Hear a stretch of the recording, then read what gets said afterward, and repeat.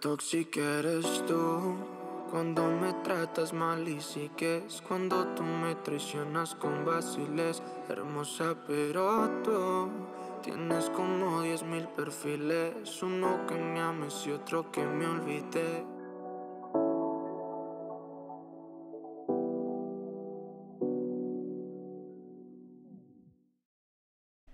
これは私。2015年に夫オハット・ナハリンが作ったラストウォークのクリエーションを覗き見しているところ、この時私は踊りから1年半の休みを取って初めての舞台衣装を作るのに挑戦した時、この子はにちゃん、私の親友で2010年に彼女がアンサンブルに入ってから仕事とプライベートのたくさんの経験を分かち合ってきた大切な友達。どんなことも真剣に受け止め、力強く成長してきたのをこの目で見てきた可愛い後輩でもある。今日は私が初めて衣装デザインをしたラストウォークのクリエーション中の貴重な映像を見ながら衣装のお話をしていきたいと思います。こんにちは、中村えりです。私が6歳の時にバレエを始めた理由は、踊りたかったからなのではなく、チュチュを着てみたかったからなんです。今誰かにダンスと洋服どっちが好きなのと聞かれると、それは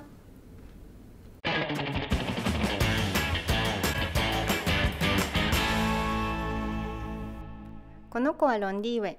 通りすがりに可愛いスマイルで衣装の紹介を手伝ってくれたの。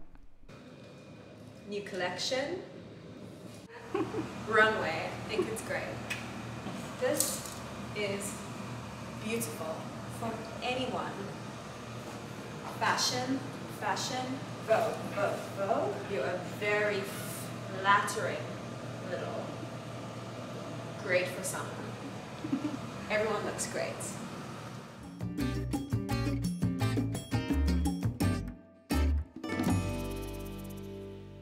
彼女はハヤ、バットシェバの2人しかいない衣装チームの一人で、長年舞台衣装を作ってきたベテランの方。デザインのアイディアが浮かんだら、真っ先にハヤに店に行って彼女にアドバイスをしてもらいます。ラストウォークは大きく分けて2つのパートに分かれています。18人のダンサー全員がダークの衣装を着るパートと、18人のダンサー全員が白い衣装を着るパートです。私の衣装デザインのアイディアは、ほとんどは音楽を聴いている時に浮かびます。例えば、ダークのパートの衣装では、月の光がきれいな夜に集まってくる夜行性動物のイメージが浮かんだので、衣装は夜空のように紫色をメインにしました。舞台リハーサルがあってから気づいたことは、紫色は舞台正面に照らされると茶色がかってしまうことが分かって、とても勉強になりました。新作の衣装を作る時の難しいところは、まだ作品ができていない段階で衣装を決めなければいけないところで、スタジオの練習風景だけを見てどんな作品になるかを想像します。ということで今日は実際のクリエーション中の映像と出来上がった作品が比べられる動画を作ってみました。はじめに紹介するのはオー・シュライバーというダンサーです。シュライブ。彼は怠け者にも見えて、何を考えているかよくわからないような、時にはぼーっとしているようなダンサーでしたが、踊り出したらそれは素晴らしいダンサーです。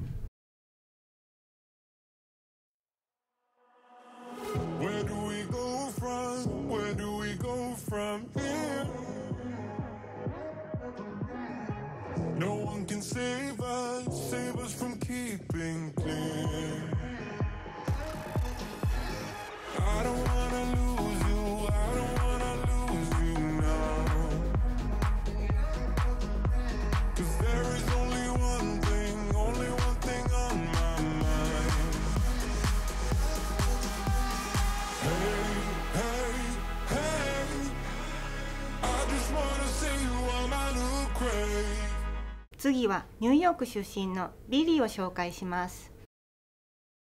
ビリーはとっても繊細な観察力を持っているので、衣装を作っている間に行き詰まったらビリーに相談するようにしています。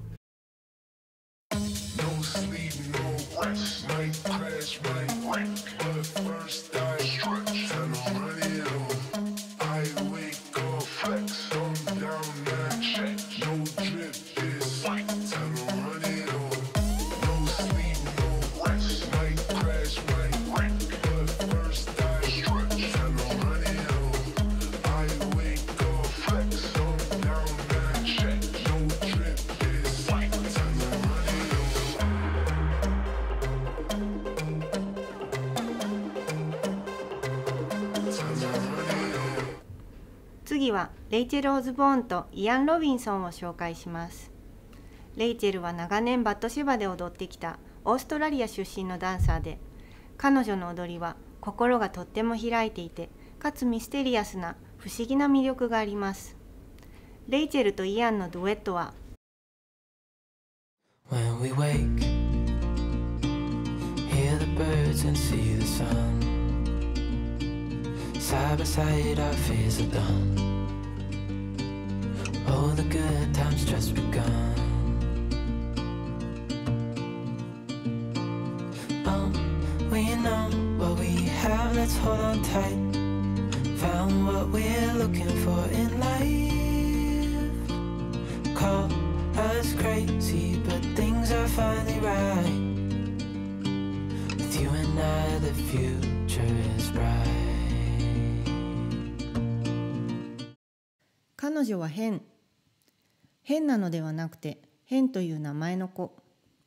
ヘブライ語で変は優雅で美しいという意味。彼女が着ているのは作品の初めから最後までひたすら走り続けるランナーのドレス。オリジナルアイディアでは腰の下まで開いたオープンバッグだったけど、スポーツブラをつけなければ走れないので肌の露出は控えめになりました。この生地は何度洗っても傷みにくく、布の動きが水のように滑らかでとても気に入ってます。ビリーの着ている黒いドレスは作品の一部で男性全員が着る場面があります。ビリーのお茶目なモデルぶりを見ていると想像しがたいかもしれませんが、この場面はダークで神秘的なイメージがあります。男性と宗教的なイメージを組み合わせたミステリアスなシーンで、この場面の音楽を聴いているときにドレスのイメージが浮かびました。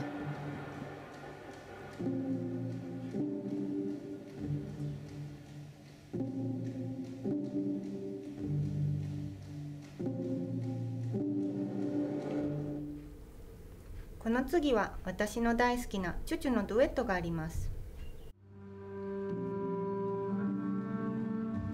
男性が皆ロングドレスを着ている不思議な雰囲気の中で、このデュエットはどこか純粋でデリケートなイメージがあったので、彼にはドレスを着せないで、女の子には短いチュチュを着せました。このパートは何度見ても心が少し締め付けられる悲しみと希望のデュエットのような気がします。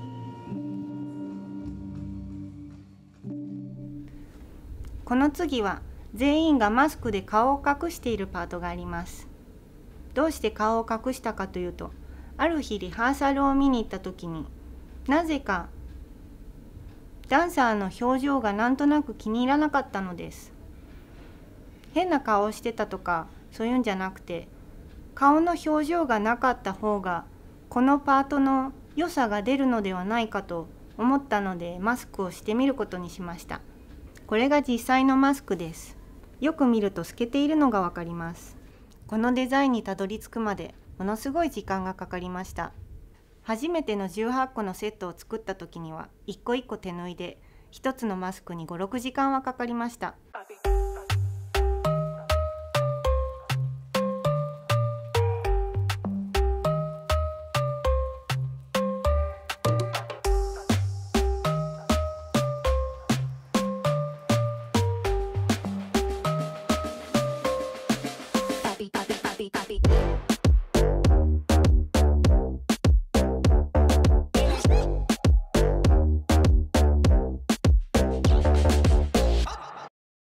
次は白いパートです。白いパートではほとんどのダンサーがダークのパートと同じデザインですが、何人かのダンサーは白いパートの方がもう少し飾り気があって開放感のあるデザインにしてあります。どうしてみんなが白い衣装を着ているかというと、特に意味はありません。このパートのリハーサルを見た時に全員が白い衣装だったらいいなと思っただけです。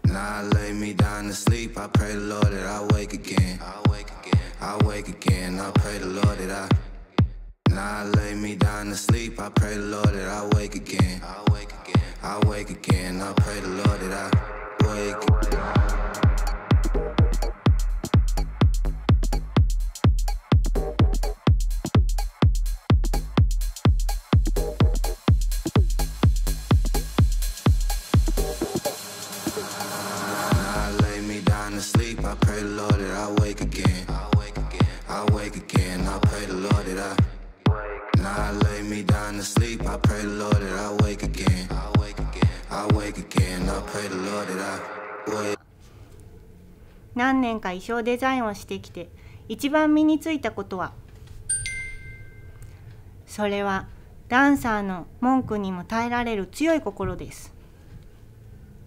経験上、ダンサーが自分の好みではない衣装を着ているときに嫌な顔をするのは自分のコンプレックスと戦っているからなのです。デザインをする側になって初めて分かったことは、嫌な顔をされると、昔は私も嫌な顔をする方だったので、その気持ちはよくわかります。ということで、今日はこの辺で失礼します。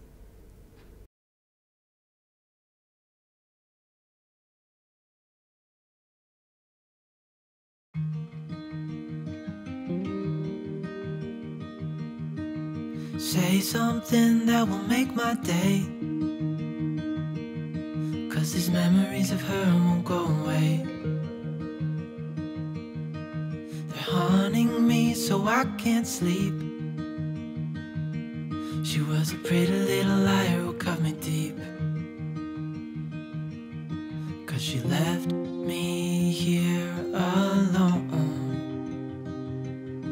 Now my bed feels just like cobblestone.